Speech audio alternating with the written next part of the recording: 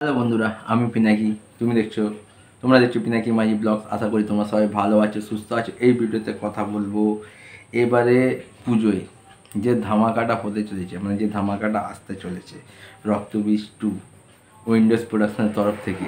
গতকালকে রক্তবীজ 2 এর প্রি-টিজার ড্রপ আউট করা হয়েছিল।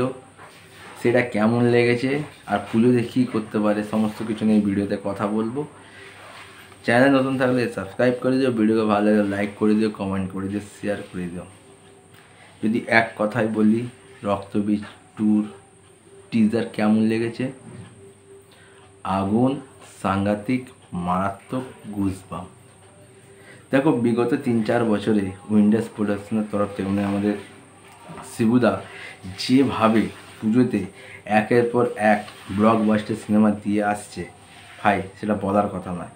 2023-এ রক্তবীজ এসেছিলো, সিনেমাটা হাইপ কিন্তু সেরকম ছিল না। তা সত্ত্বেও পুজোতে পুরো কাঁপিয়ে দিয়ে চলে গেছে।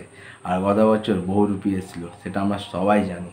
উইন্ডোজ প্রোডাকশান দিন দিন যেভাবে মাস কমার্শিয়াল সিনেমার দিকে এগাচ্ছে, ভাই হ্যাটস অফ। আর তার চেয়ে বড় কথা, দেখো উইন্ডোজের সিনেমাতে বড় কোনো মেগাস্টার থাকে না, ঠিক আছে? ধরে নাও যেমন জিতে, কিন্তু তাদের মেন জোর হচ্ছে কন্টেন্ট, গল্প। তাদের কন্টেন্টে এত দম থাকে না, সে সামনে যে কোনো স্টার, মেগাস্টার, সুপারস্টার আসুক, তার সিনেমা ভাই ভয় পাবেই। রক্তবীজে আমরা গল্প যখন সিনেমাটা দেখেছিলাম, শেষে কিন্তু একটা আমরা টুইস্ট দেখেছিলাম, সেখানে মুনির আলম মারা যায় না এবং আমরা অঙ্কুশকে দেখতে পাই।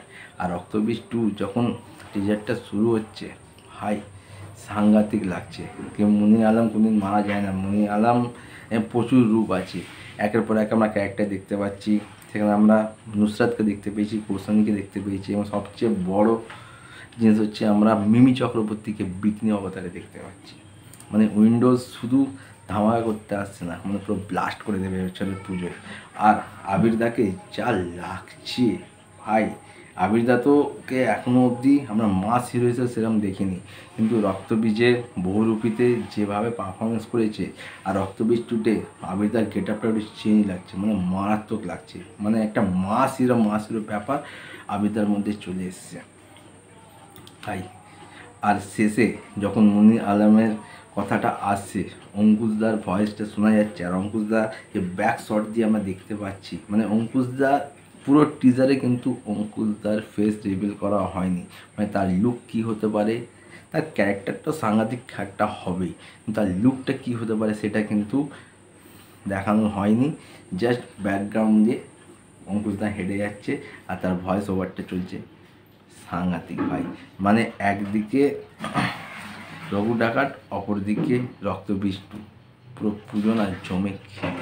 তোমাদের কেমন লেগেছে আমার কমেন্ট করে জানাতে পারো। আর দেখো চাটার নতুন ভিডিও, ততক্ষণ টাটা। এবারে পুজো পুরো ব্লাস্ট হবে, ব্লাস্ট।